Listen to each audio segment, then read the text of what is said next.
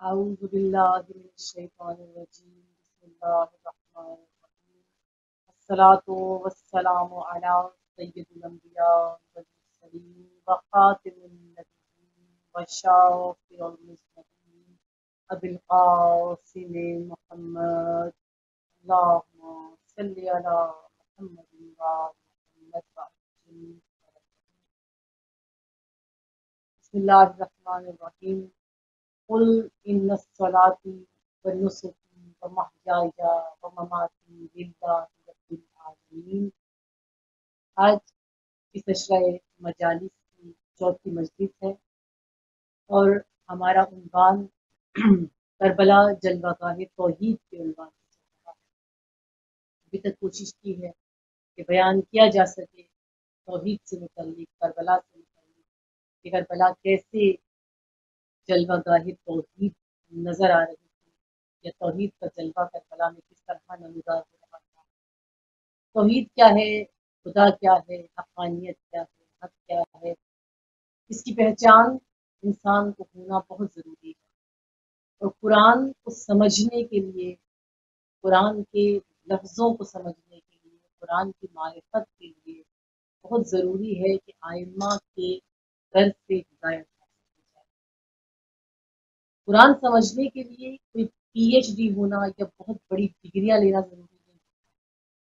عموماً ہم یہی سمجھتے ہیں کہ بہت مشکل ہے، ہمیں سب کچھ مشکل لگتا ہے، کیونکہ اگر آپ تاریخ پڑھیں تو اس میں ضروری نہیں ہے کہ آپ اس ہدایت کو پانے کے لیے، راہ ہدایت کو چلنے کے لیے کسی ڈگری کی ضرورت نہیں ہوتی۔ آپ کو پی اے، ایم اے، ایف اے کسی قسم کی ڈگری کی ضرورت نہیں ہے۔ ایک عام چرواہا بھی اگر راہ ہدایت پانا چاہتا ہے تو وہ بھی ہدایت پا لیتا ہے۔ خدا اس کو بھی ہدایت عطا کرتا ہے، خدا اس کو بھی معرفت عطا کرتا ہے، خدا اس کو بھی وہ مقام عطا کرتا ہے کہ بہت پڑھے لکھے، بہت بڑے بڑے سردار، بہت بڑے بڑے قابل لوگ بھی اس نہج تک نہیں پہنچ پاتے جس نہج تک ایک معمولی انسان، ایک عام بدو پہنچ جاتا ہے، یا ایک عام چرواہا جس مقام تک پہنچ جاتا ہے۔ اس لیے ڈگریوں کی ضرورت نہیں ہوتی۔ ہم قرآن میں جو پروردگار عالم ان سے خطاب کرتا ہے، ہم سے مخاطب ہے، ہم یہ پڑھ رہے ہیں، ہم یہ سن رہے ہیں، خدا کی آواز ہے، خدا ہم سے مخاطب ہو کر کہہ رہا ہے کہ کہہ دو، قل ان الصلاۃ، کہہ دو کہ میری نماز، میرے اعمال، میرا سب کچھ، میری حیات، میری موت، میرا سب سرمایہ، میرا سب کچھ کس کے لیے ہے؟ اللہ کے لیے، وہ جو عالمین کا رب۔ اگر انسان یہ سمجھ جائے، یہ ایک آیت انسان کے ذہن میں بیٹھ جائے تو واقعی انسان کربلا سے، ایک آیت انسان کے ذہن میں بیٹھ جائے تو انسان منشور امامت کو سمجھ جاتا ہے، راہ امامت کو سمجھ جاتا ہے، راہ ولایت سمجھ میں آ جاتی ہے، انسان کو توحید سمجھ میں آ جاتی ہے۔ اگر ایک مرتبہ کو اس آیت کو سمجھ جائے اور اس آیت پر عملی اپنی زندگی کو، توحید عملی ہے، اور اپنی زندگی کو عملی طور پر اس میں ڈھالنا شروع۔ جیسے ابو ذر کون ہے، کیا ہے؟ ایک معمولی چرواہے، ایک ان پڑھ، کوئی پڑھے لکھے نہیں ہے، کوئی ڈگری نہیں ہے ابو ذر کے پاس، ایک عام انسان ہے، معمولی چرواہے ہیں۔ اور جب صحرا میں بکریاں وہ چرا رہے ہوتے ہیں تو سنتے تھے، جب کوئی قافلہ مکہ سے آتا تھا، جب کوئی قافلہ شام سے مکہ کی طرف جا رہا ہوتا تھا، وہ آنے جانے والوں سے مسلسل ان ملکوں کا حال پوچھا کرتے تھے، ان شہروں کا حال پوچھا کرتے تھے۔ تو جب وہ کوئی قافلہ مکہ سے آتا تھا تو بہت سے لوگوں سے انہوں نے سنا ہوا تھا کہ وہاں پر ایک شخص آیا ہے کہ جو بڑی عجیب و غریب گفتگو کرتا ہے، بڑی عجیب باتیں کرتا ہے۔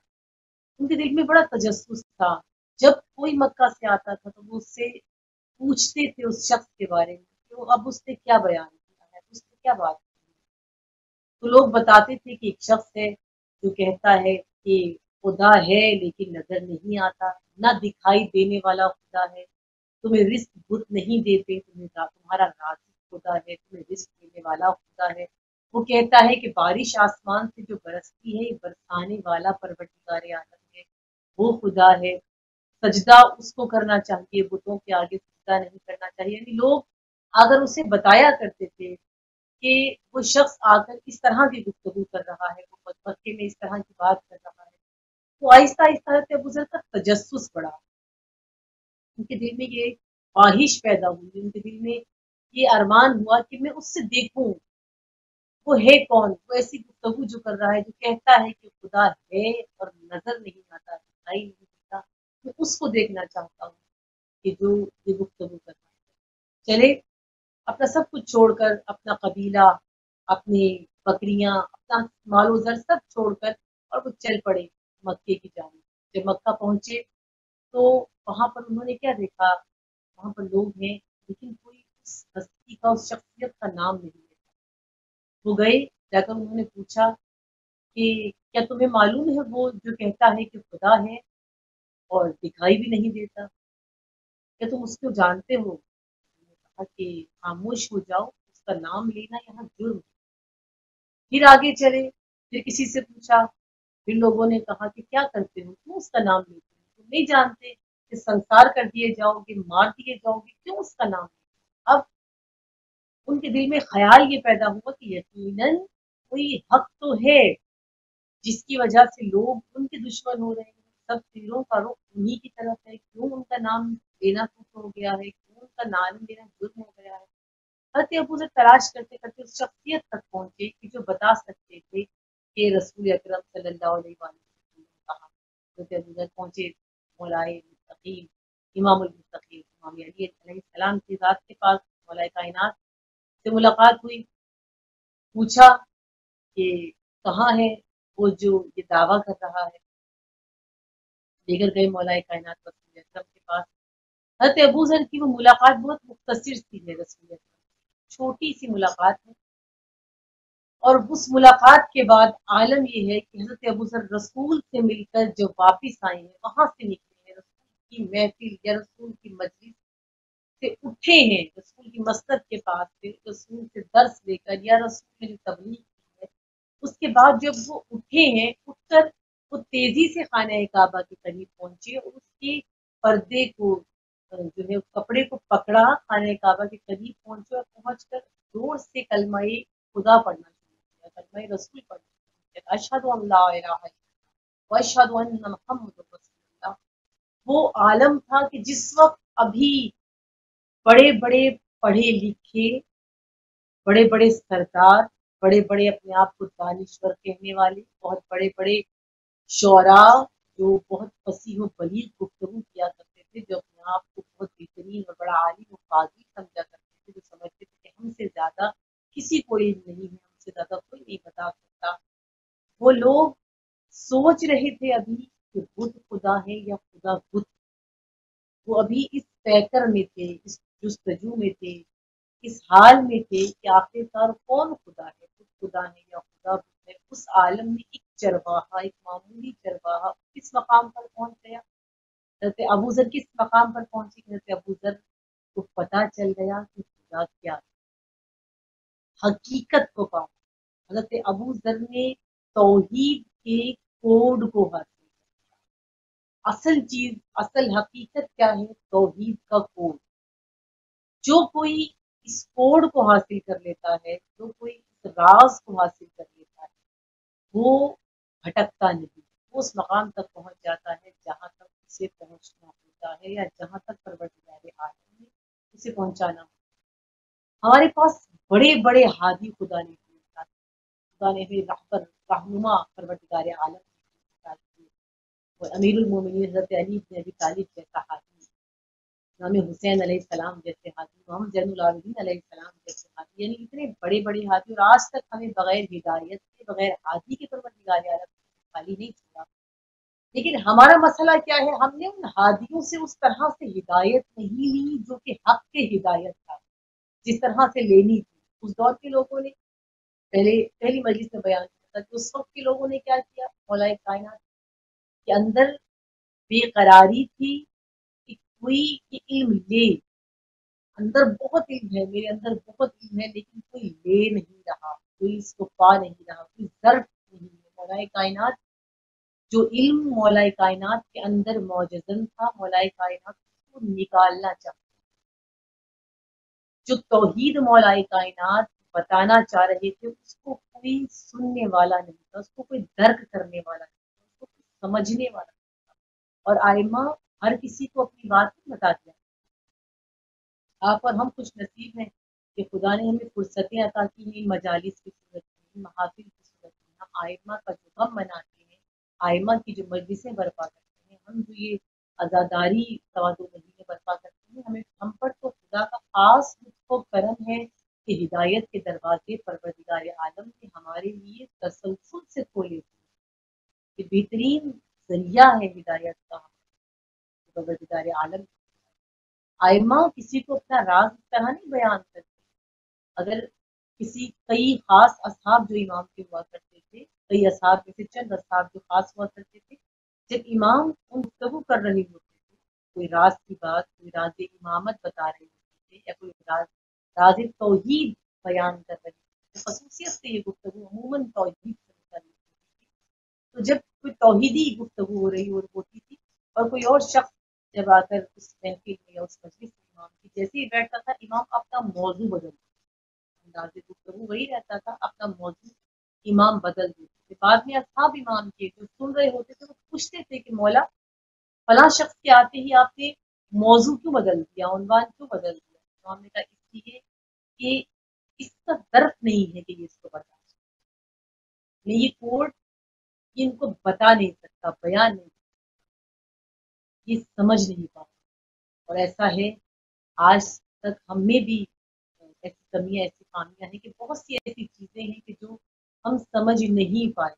جیسے ذات مولا کائنات کے ساتھ یہ ہوا کہ جو دو طبقے ہیں جو مولا کو نہیں سمجھ پائے، وہی یا عالی ہو گئے یا غالب، یعنی یا تو مقام بہت بلندی پر لے گئے نہ سمجھنے کی وجہ سے، یا پھر مقام کو بہت گرا دیا۔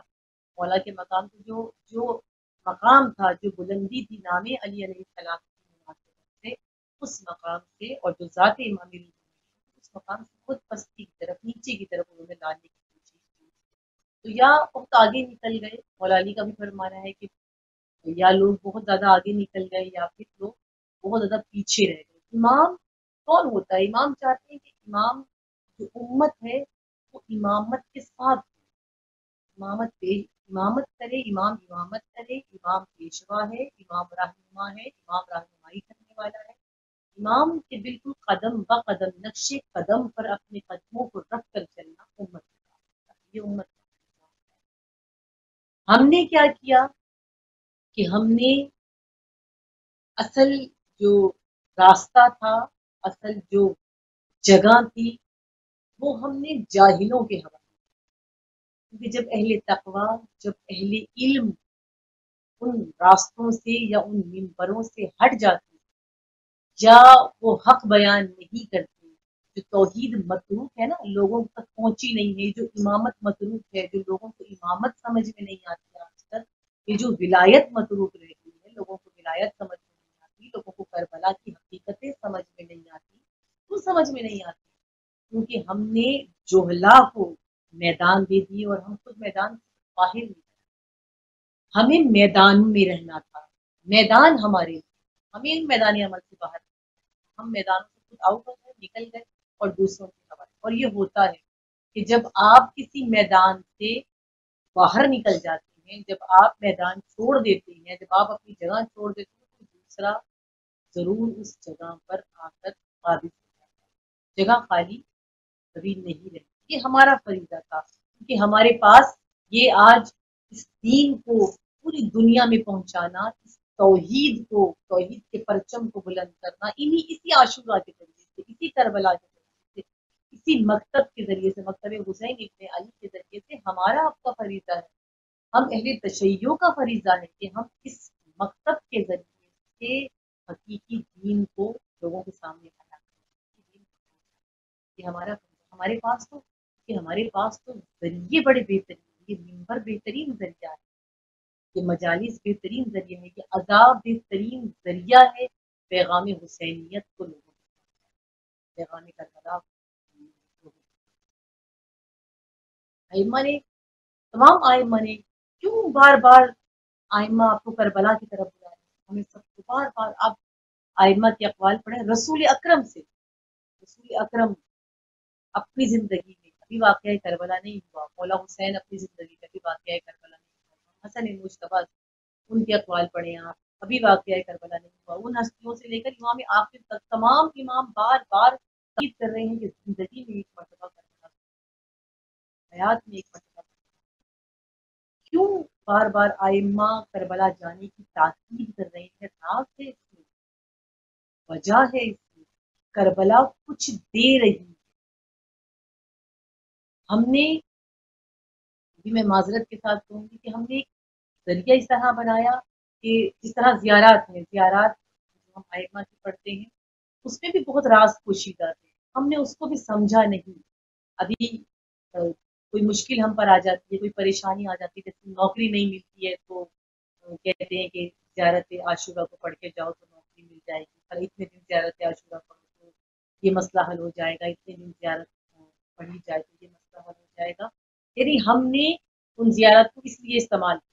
बेशक कि उनका एक पर्पज़, एक ज़रिया ठीक है, ये भी हो सकता है उनके ज़रिए से, ये तमाम ज़ाहिर-सी बात है परवरदिगार आलम ने वो वसीले हमें अता किए हैं, हमारी हाजात की बराबरी के लिए बेहतरीन वसीले परवरदिगार आलम ने आइम्मा की सूरत में अता किए। लेकिन उसके अंदर क्या राज था, उन ज़ियारात के अंदर क्या राज थे, हमने वो नहीं समझे। जबकि हमें उन राज़ों को निकालना था, हमें उन राज़ों को खोजना था, हमें उन राज़ों को अयां करना था। उसके अंदर हमारे और आपके लिए आए मानी।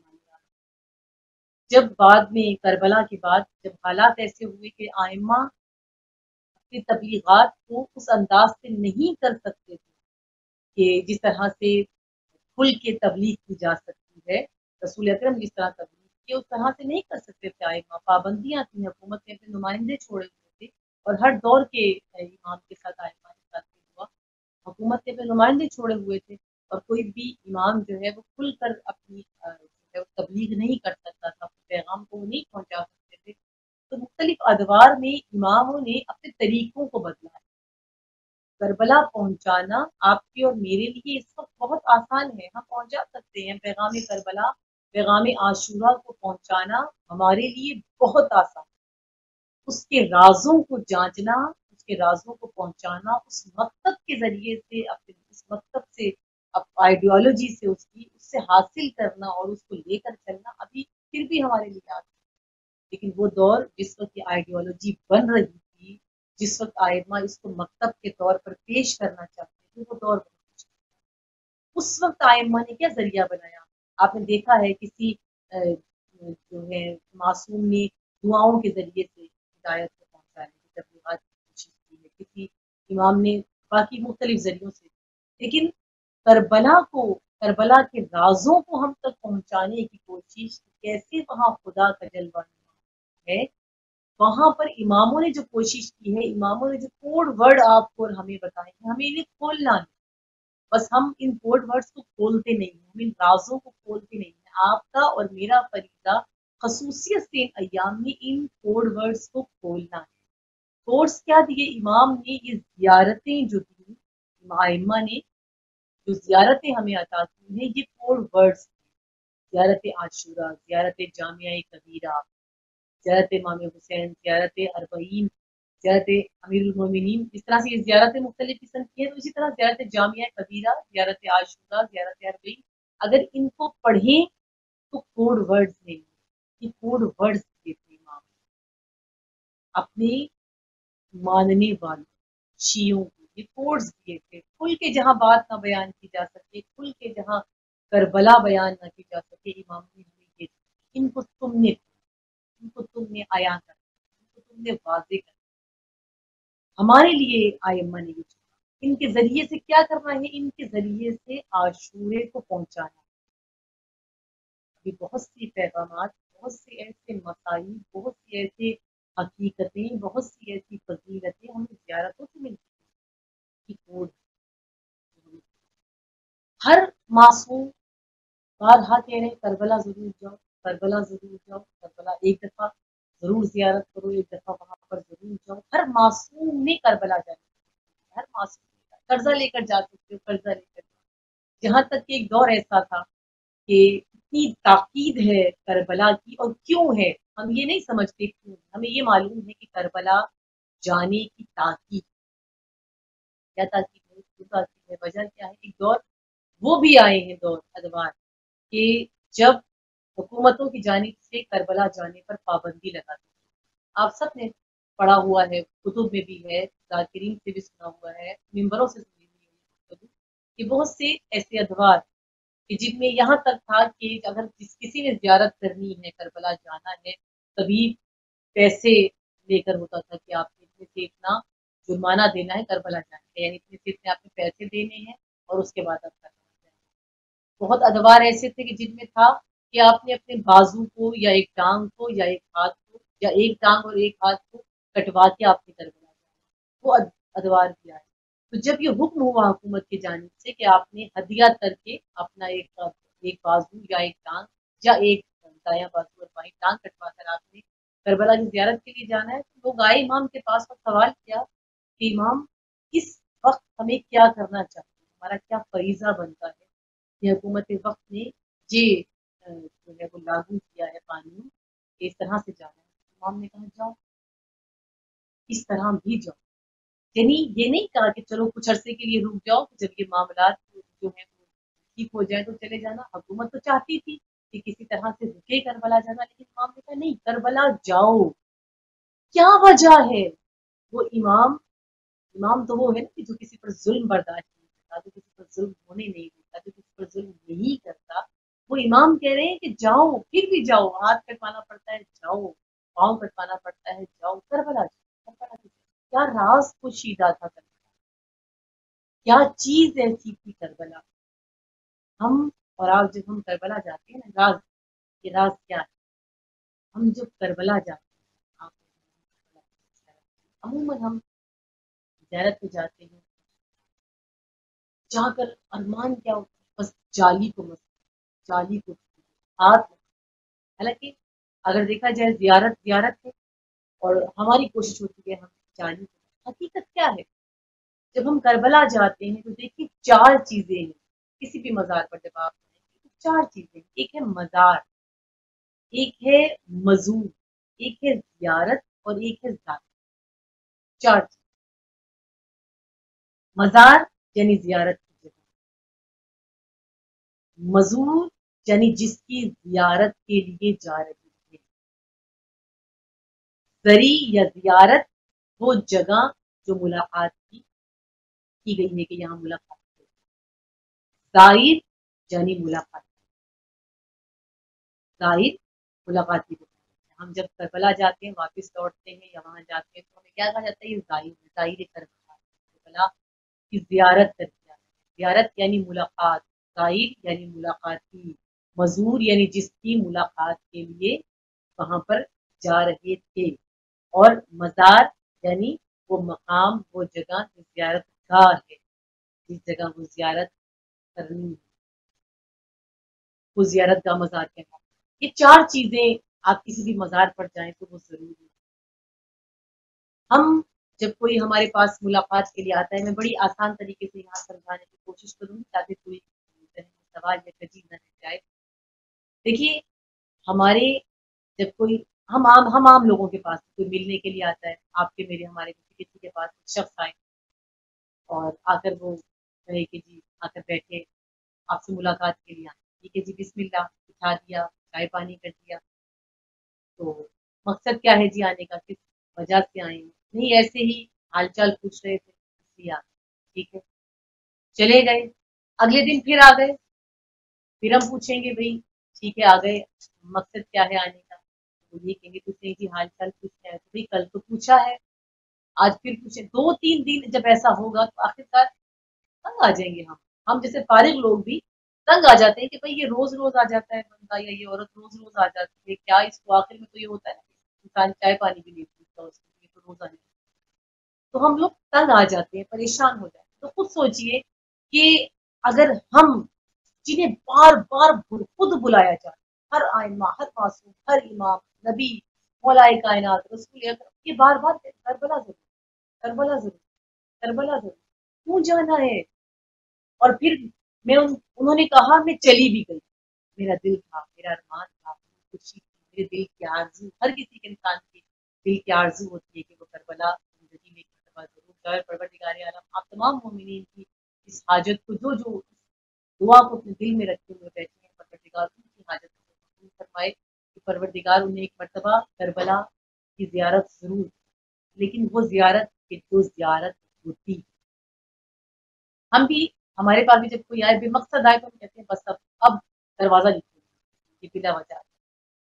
तो ऐसा ही होता है, इमाम हुसैन के पास जाने का मकसद है। हर मासूम ने जो हमें इमाम हुसैन के पास भेजा है, जो हमें करबला तक भेजा है, वो बेमकसद नहीं भेजा, एक मकसद के तहत करबला में बुलाया, एक मकसद के तहत मज़ार हुसैन इब्न अली पर बुलाया। और मकसद क्या है, क्यों जाना है वहां, बेमकसद क्यों नहीं जाना। देखिए, हम जब करबला जाते हैं आशिक हुसैन इब्न अली बनकर, हम इमाम हुसैन के आशिक बन के करबला जाते हैं, और आशिक माशूक से मिलने के लिए। और जब आशिक वहां पहुंचे और माशूक ही ना मिले, कितना दुख होता है। फिर जब तरफा मोहब्बत हुई, माशूक मिलना नहीं चाहता और आशिक तड़प रहा है, आशिक मिलना चाहता है। इश्क कामिल नहीं होता जब तक कि माशूक की तलब ना की, तब के माशूक भी वहां पर ना आ जाए। तो इश्क, हमारा तो इश्क है, हम तो जा रहे हैं, लेकिन वहां जा रहे हैं फकत दरी को छूने के लिए नहीं, बल्कि जिसके इश्क में ये आशिक जा रहा है उस माशूक से मुलाकात भी जरूरी है। और मुलाकात करनी क्यों जरूरी है, क्यों बुला रहे हैं आइमा, ये राज है, ये असल हकीकत है करबला की। क्यों बुला रहे हैं, तुम करबला आओ और आकर अपनी दुआओं को फकत पेश करो। वो तो वसीला है खुदा है, उन्होंने तो आपकी दुआओं को कबूल करना ही करना है। वो तो हाजतें पूरी पूरी करने वाले हैं, वो तो बाबुल हवाइज हैं, वो तो आपकी हाजतों को पूरी करेंगे। लेकिन आपको बुलाए क्यों रहे हैं, अलमिन नासिर यंसुरना की सदा वो क्यों दे रहे हैं, वो क्यों बुला रहे हैं। हम तो जा रहे हैं, हम तो अपनी हाजात के लिए जा रहे हैं, हम तो अपनी तमन्ना के लिए जा रहे हैं, हम तो मुलाकात के लिए जा रहे हैं, वो क्यों बुला रहे हैं। पहले ये सोचना है कि हलमिन नासिर यंसुरना की सदा जो दे रहे हैं, तो नासिर के मददगार, इस मददगार को क्यों बुला रहे हैं। सबसे पहली चीज ये है कि जो आइम्मा कह रहे हैं करबला जाओ, क्यों जाओ, जो कुछ अब तक कर चुके हो अपने नामाए आमाल को अपने इमाम के सामने पेश करो।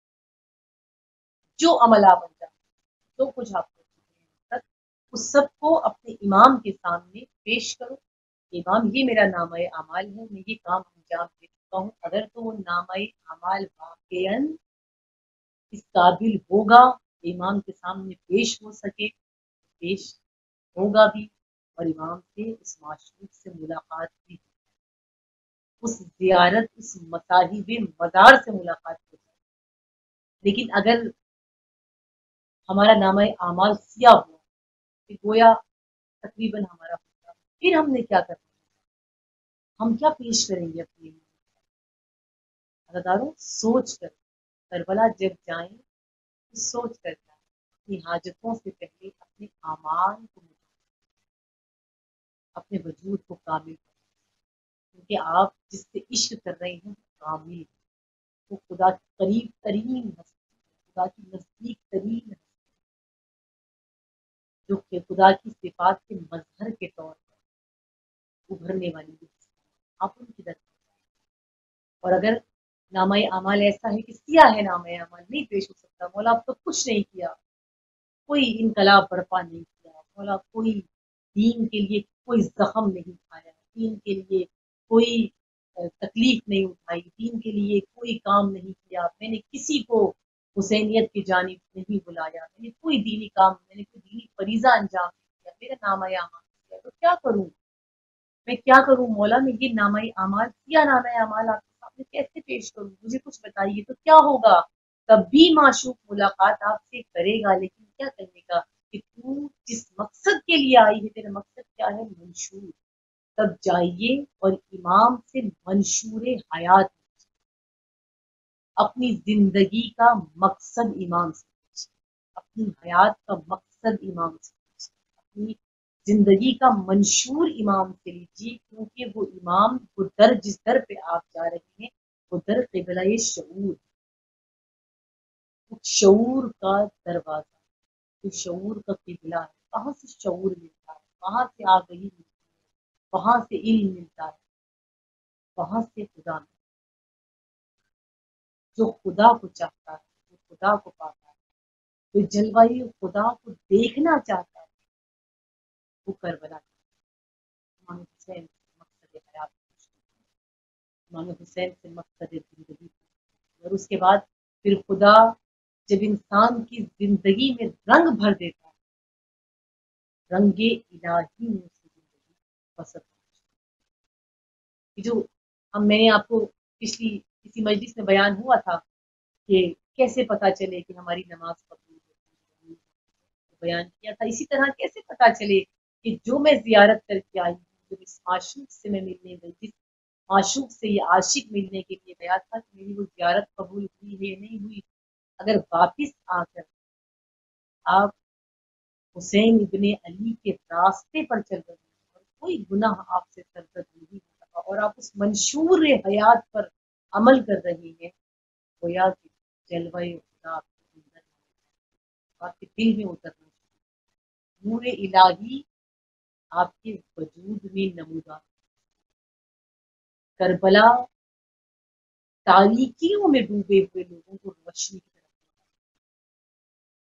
صاحب کربلا حسین تاریکیوں میں سے، اندھیروں سے نکال کر، کیونکہ چراغ ہدایت ہے، مصباح الہدا، سفینہ نجات ہے، نجات کا سفینہ ہے، وہ ڈوبی ہوئی انسانیت کو روشنی میں لے کر آئے، وہ مضطرب اضطراب شدہ دلوں کو قرار دینے، اور جو بھی حقانیت پر ہوتا ہے، حق پر ہوتا ہے، اسے کتنی ہی مشکلات ہوں، اسے صرف حسن خدا ہے، صرف حسن الہی۔ ہم اپنی زندگی کی پریشانیوں میں گرفتار ہوتے ہیں، اس نے یہ کر دیا، اس نے وہ کر دیا، ہم دین کی طرف متوجہ نہیں، ہم درد حسین ابن علی کی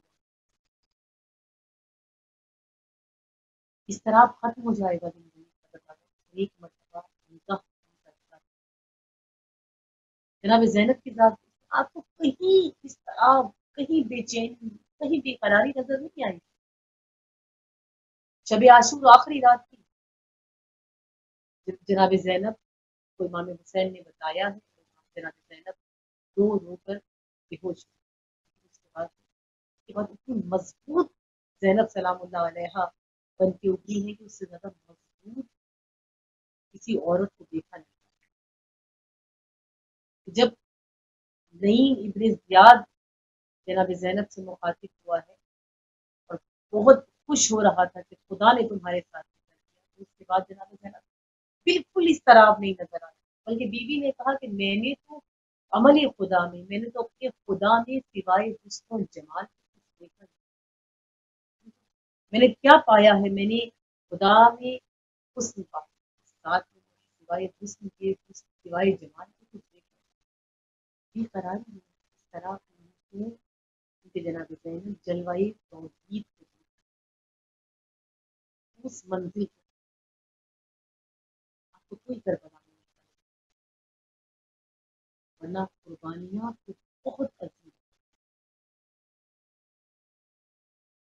تخت جگر تو سب کو پیارا، بیٹے بیٹیاں اولاد تو سب کو پیارا، لیکن کوئی اولاد ان ہستیوں کی طرح اتنی پیاری ہے، اتنی باعمل اولاد، اس کا کیا مقام؟ وہ ہستیاں جب شام غریبہ روز عاشور جتنے صحابی شہید ہوئے، جتنے بنی ہاشم شہید ہوئے، سب کو امام حسین ہر لاشے کو اٹھا، سب کو لانے والی امام حسین، لیکن جب عاشور کا دن گزر گیا اور شام غریبہ آئی، شام غریبہ کے بعد خیموں کے جل جانے کے بعد، مال و اسباب چادروں کے لٹ جانے کے بعد، جتنے لاشوں کو اکٹھا کیا ہے وہ جرا، کتنے بچوں کے کچلے ہوئے لاشیں، کتنے بچوں کے زخمی بدن، گھوڑوں کی سموں میں، گھوڑوں کے ٹاپوں میں آئے ہوئے بدن جناب زینب نے اپنے آغوش میں اٹھا، اور ان تمام بچوں میں دو بچے جناب زینب کے نہیں، وہ تلاش کیا، بہت ڈھونڈا، لیکن حقیقی تاریخ یہ کہتی ہے کہ دو بچے جناب مسلم کے یتیم جب شام غریباں کا واقعہ ہوا اور گھوڑے دوڑائے جا رہے تھے، خیمے جلائے جا رہے تھے، بیویوں کی چیخوں پکار بلند تھی، اور ان خیموں میں بیبیاں امام سید سجاد سے امامت کا حکم طلب کر رہی تھی، بچے گھبرائے ہوئے۔ اس وقت خیموں سے سب بچے، اہل بیت کے سب بچے خیموں سے تیزی سے باہر نکلے، ان میں جناب مسلم کے دو لال تھے۔ تو دونوں بچے ایک ٹیلے کے پیچھے بھاگتے بھاگتے ٹیلے کے پیچھے چلے گئے، اور وہیں پر ان کی آنکھ لگ گئی جب یہ تمام ماجرا ہو گیا اور صبح کا وقت آیا۔ صبح کے وقت اسیروں کے قافلے کو کوفے کی جانب لے جائے، لیکن وہ دو بچے جب بیدار ہوئے ٹیلے سے بلندی کی طرف آئے، انہوں نے دیکھا چاروں طرف بکھرے ہوئے ٹکڑے، ہر طرف لاشیں ہی لاشیں، کوئی لاشا سلامت نہیں ہے، ہر لاشیں کے ٹکڑے بکھرے ہوئے تھے، چاروں طرف خون ہی خون تھا، اور ایک لاشا ایسا جس کے اوپر پتھر بھی تھے، جس پر تیر بھی تھے، جس پر نیزے بھی تھے، اور جس کا بدن پارا پارا ہو چکا۔ وہ بچے خوف زدہ ہو کر وہاں سے چلے، اور فرات کے کنارے چلتے چلتے جب وہ بچے کوفے میں داخل ہوئے فرات کے کنارے سے، تو ایک عورت جو پانی بھرنے کے لیے آئی ہے اس کی نگاہ ان بچوں پر پڑی۔ ضعیف عورت نے اس بچوں کو دیکھا، اس کو ترس آیا، پوچھا کہ تم کون ہو؟ بچوں نے سہمتے ہوئے بتایا کہ ہم یتیم مسلم ہیں، ہم مسلم کے یتیم ہیں، ہم خاندان بنی ہاشم سے۔ وہ عورت مومنہ تھی عزیزارو، وہ عورت بچوں کو اپنے گھر لے گئی، اور جب اپنے گھر لے کر گئی تو اس کا بیٹا، بعض تاریخوں میں لکھا ہے کہ اس کا داماد وہ لعین جو زانی بھی تھا اور شرابی بھی تھا، آدھی رات کو جب وہ شخص گھر آیا، ادھر اس عورت نے بچوں کو ایک کمرے میں بند کیا ہوا تھا کہ اس لعین کی نگاہ ان بچوں پر نہ پڑے۔ عزاداروں، آدھی رات کو دونوں بچے بیدار ہوئے، چھوٹے بھائی نے بڑے بھائی سے کہا کہ بھیا مجھے اماں کی بہت یاد آ رہی ہے، میرے خواب میں ماں آئی تھی۔ عزاداروں، دونوں بھائی گلے لگ کے رونے لگے، اتنے میں لعین کو ان بچوں کی آواز آئی۔ جب لعین نے دروازہ کھولا ہے نا تو دیکھا کہ مسلم کے ننھے یتیم سامنے بیٹھے ہوئے ہیں۔ لعین کہتا ہے میں نے تمہیں کوفے میں نہ جانے کہاں کہاں ڈھونڈا، لیکن تم مجھے آج یہاں میرے ہی گھر میں مل گئے ہو۔ عزاداروں، لعین نے دونوں بچوں کو زلفوں سے پکڑا، ایک ستون کے سہارے، ایک ستون پر کس کے رسیوں سے بچوں کو باندھ دیا گیا۔ عزاداروں، ساری رات وہ لعین ظلم کرتا رہا۔ جب صبح نمودار ہوئی، لعین دونوں بچوں کو بالوں سے پکڑ کر فرات کے کنارے لے کر گیا، دونوں بچوں کے سروں کو قلم کیا گیا، اور جب دونوں سروں کو ابن زیاد کے دربار میں پیش کیا گیا ہے نا تو عزاداروں لعین نے اتنے ظلم کیے ہوئے تھے کہ ابن زیاد جیسا شکی شخص جب اس نے دونوں بچوں کے سروں کو دیکھا ہے نا تو دونوں کے سروں کو دیکھ کر ایک مرتبہ لعین سے کہتا ہے اے لعین، مجھے ان بچوں پر ترس نہیں آیا؟ تم نے دیکھا نہیں تو ساری رات کیا کرتا رہا؟ عزاداروں، وہ لعین ساری رات بچوں کے چہروں پر تماچے مارتا رہا، ساری رات بچوں کی زلفوں کو پکڑتا رہا۔ ارے دونوں بچوں کے چہروں پر تماچوں کے نشان تھے، گویا مثل سکینہ دونوں کے چہروں کے رنگ تبدیل ہو چکے تھے۔